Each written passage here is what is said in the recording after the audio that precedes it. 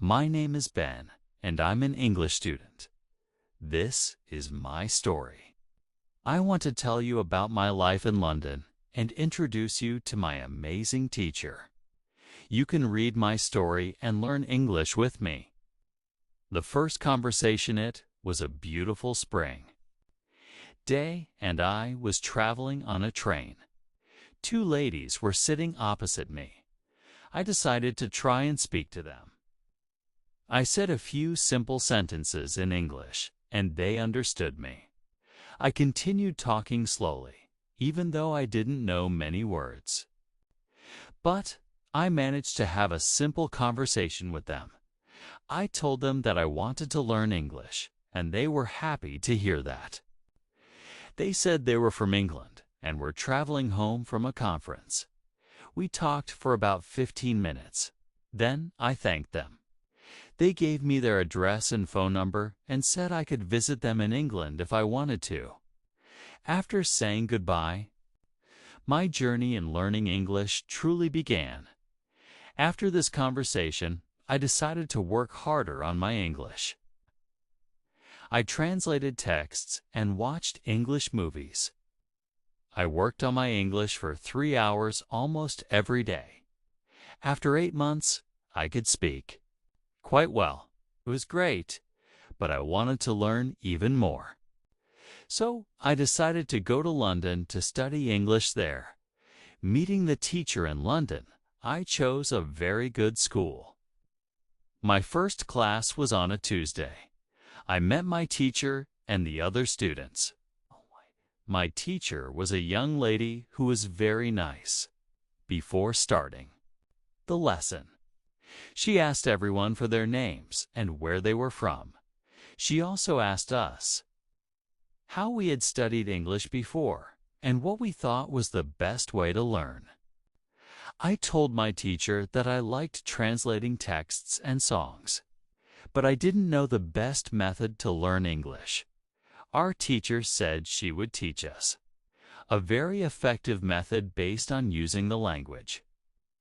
She explained that we would not have to study or use textbooks. Instead, we would use the language a lot. This was great for me because I don't like studying or textbooks. The power of speaking. We then discussed what we should focus on when learning a new language. Our teacher told us we need language for communication.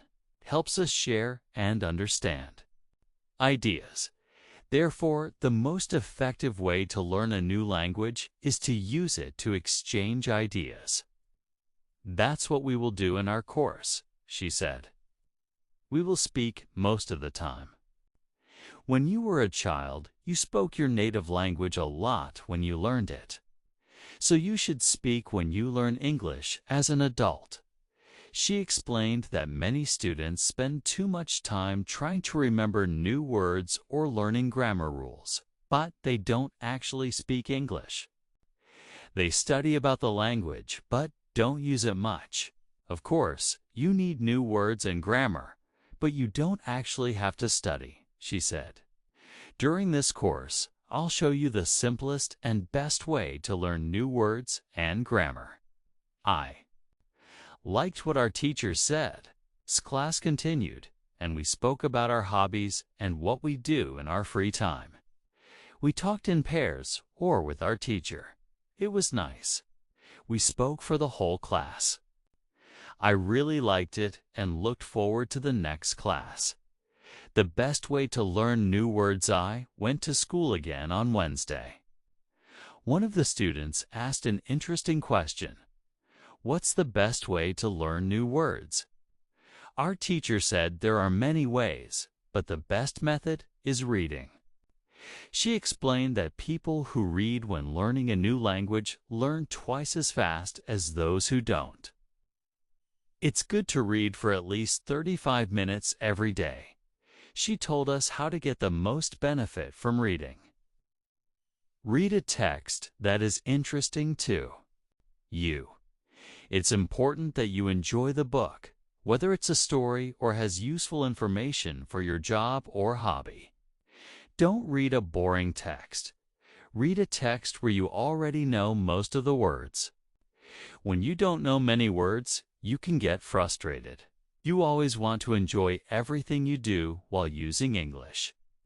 Choose a text that is interesting and suitable for your level. Use a dictionary, but don't stop. When you read a text and see a word you don't understand, look it up in the dictionary. Then continue reading. You don't have to write the word down or try to memorize it or make a list. You should only focus on understanding the text. Repeat this process. Every time there is a new word, you do the same thing. She added, "There is another great advantage of reading. When you read, you learn new words, and you also learn how every word is connected to others in the sentence. You can see how to link the words correctly." She assured us that this method is very easy and helpful. Try it, and you will see how fast you can learn new words. Finding a job, we continued with the lesson, talking about life in London and the best jobs for students. This was useful for me because I wanted to find a job after I finished school. I asked my classmates if they knew where I could find one. They suggested I go to a job center, which offers many jobs for students. This was great news. I was happy to know where to look. When my day at school ended, I went to the job center. I didn't know what kind of job I could do, so I asked the guy there what the best job for a student was. I told him I had no experience. He said my English was good enough to work at a cafe. The training isn't too difficult, and I would have more chances to speak English there. He told me I could start my job on Friday. I was happy that I had a job where I could practice more English. The power of shadowing on Thursday. I went to school. Again, there was one student in the class who was quieter than the others. He was from China. When our teacher asked if we had any questions, he said he did. He said his pronunciation was not good. He knew it was bad, but he didn't know how to improve it. He didn't talk much because he didn't want others to hear his poor pronunciation. He said he reads and watches films in English a lot and understands very well, but he wants to improve his speaking. He asked if there was anything he could do to get better at pronunciation. Our teacher explained that the problem is that when we speak English, we sometimes use our mouth muscles the same way we use them in our native language. This makes our pronunciation different from that of native speakers. This happens to many students, but it's not a huge problem because people usually understand what you mean. Even if your pronunciation isn't perfect, she said we can work on pronunciation and make it better with a great technique called shadowing.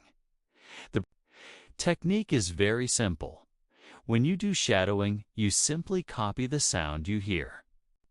When children learn their first language, they learn it by copying their parents again and again until their pronunciation becomes perfect. We can learn English pronunciation the same way, she suggested. You can take a video or audio recording that isn't too fast and that you understand very well. You listen and you copy exactly what you hear. That's all. The teacher also mentioned that shadowing is great when you are preparing for an English presentation and want to have good pronunciation. Before the presentation, you can go somewhere private and practice shadowing for 15 minutes. You will see how much it helps you speak better during the presentation. This was very interesting for me, since I hadn't heard about this technique before. A good start when the class finished. I went to the school reception. I asked the lady if the college had any sports activities, as I wanted to do some sport in London. The lady said, "Yes, We have a basketball team and a baseball team. The baseball team had training that day at 6 o'clock. I was very happy because sport is important in my life. I went to the baseball team's training and met many players from different countries: Korea, Japan, Mexico, Italy, Pakistan, and Spain. I liked the training. I'm very happy that my time in London is starting well. I have a great teacher and new friends from my baseball team. Plus, tomorrow I'm starting my job.